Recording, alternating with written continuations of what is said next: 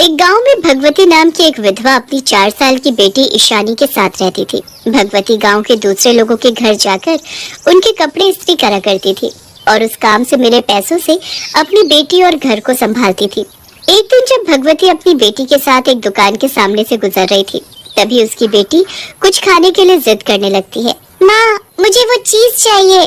अरे नहीं बेटा, वो अच्छी नहीं होती। नहीं मम्मी, वो अच्छी होती है, मुझे वही खाना है। नहीं बेटा, मैं तुम्हें वो नहीं दिला सकती।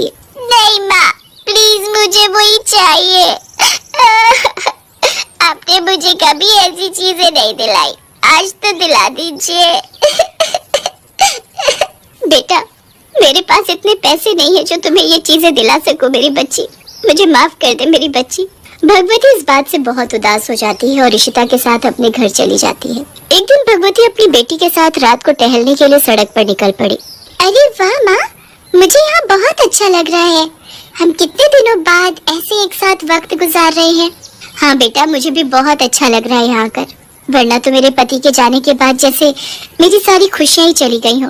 अरे माँ देखो, यहाँ तो ठंडी हवाएं चल रही हैं। हाँ बेटा, मुझे बहुत खुशी हो रही है तुम्हें खुश देखकर।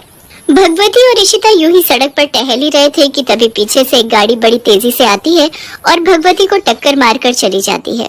भगवती जब गिरती है, उसका सिर किसी पैनी चीज से जाकर लग जाता है और जमीन पर गिरकर मर जाती है। ऋषिता अपनी माँ को खून से लथपथ देखकर जोर जोर से रोने लगती है, पर रात के समय वहाँ कोई नहीं होता, इसलिए वहाँ कोई उसकी मदद करने नहीं आता। भगवती मरने के बाद एक चुड़ैल बन जाती है।